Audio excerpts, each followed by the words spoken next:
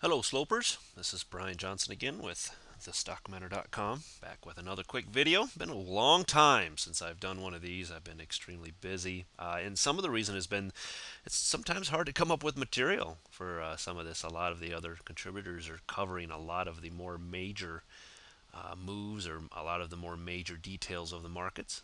And so sometimes it's just hard to come up with other material, but I've been getting a lot of emails lately from some traders who have not been faring so well in this market asking for suggestions. So, you know what? I thought if I'm getting that many emails, maybe there are others out there that could benefit from this. So let's give it a whirl and find out. Here we have a 2-year weekly on the SPY.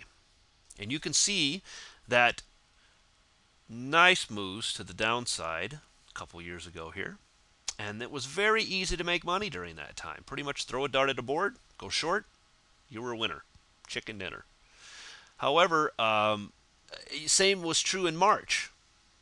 Throw a dart at a board, go long, and you were going to make money. A lot of people did. A lot of people thought, wow, this whole trading thing's really, really simple. Problem is, eventually, you don't get a day where it goes up or down, or you don't get a period of time, I should say, where the market goes up or down. It goes more sideways. That's when you're going to get your hand slapped. And that's where I see a lot of traders making a lot of their mistakes, and that's timing and patience. It's not just about fear and greed when it comes to emotions. Got to combine that with timing and patience for your trades. Professional gamblers, if you're just throwing money at the markets and you're not exactly sure why you're getting in, you don't know if it's breaking resistance or falling through support, you're in essence gambling at that point. Take your money to Vegas, put it on black, whatever, spin the wheel, find out what happens. You're going to have a lot more fun there anyway.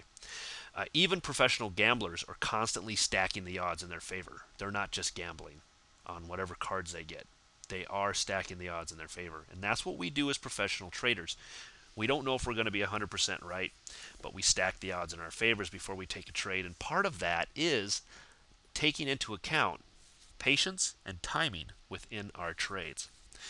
And most people will make a lot of money, then they'll give it right back in the markets, and a lot of them are kind of unclear as to why. But one of the main reasons that happens, that I see, is they get caught in the chop. They get caught in the channel. And we're seeing that right now. We're in that moment right now. If I flip to a 20-day, 2-hour time frame and slide back in my lines, you can see these lines. I'll take this one out for now. But you can see that we're in this channel moving sideways. And it's very difficult, unless you really know what you're doing, to make money during these periods in the markets. You can see for these time frames how they're just hovering around one area, fall again, hover around. And a lot of traders will jump in thinking that, oh my gosh, I don't have money in the market. I'm losing money because I don't have my market or my money in the market. That's wrong. Bad way to think about it. You're actually saving yourself money if you're not absolutely sure about the trade you're about to take. So let's draw this line back in. I'll show you this. It's especially difficult when you have a gap up and above this area, and then it stays in this area for a while, only to gap below into this area and stay below in that. It's not moving anywhere. It's not trending in any kind of way. It's just in a flat trading range. This is where you're going to get your hand slapped, and this is where you need to be more cautious than ever about taking trades. Opportunities above this, why not? It's a very defensible long trade. Opportunities below this, absolutely. It's a very defensible short trade.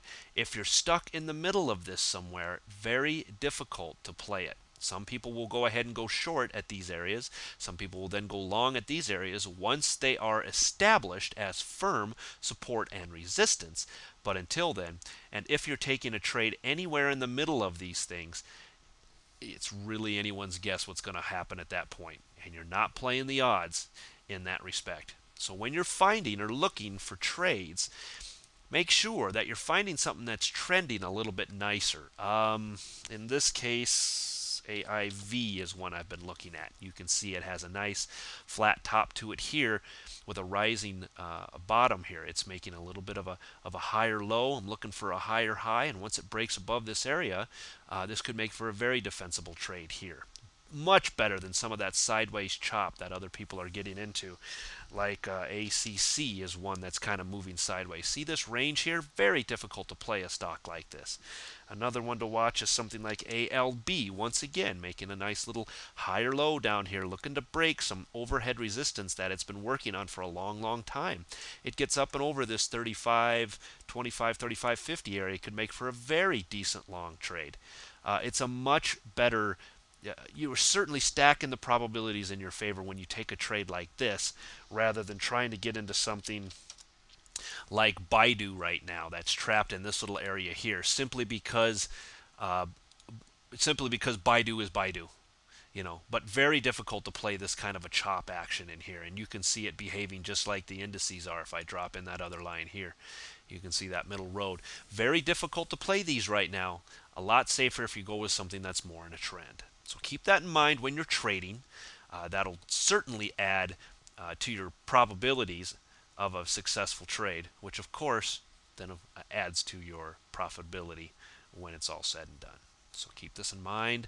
I'll be back with another one. Hope you guys find these educational. I hope you find that these videos actually help you and your trading. And I will see you again very soon with another one. Bye.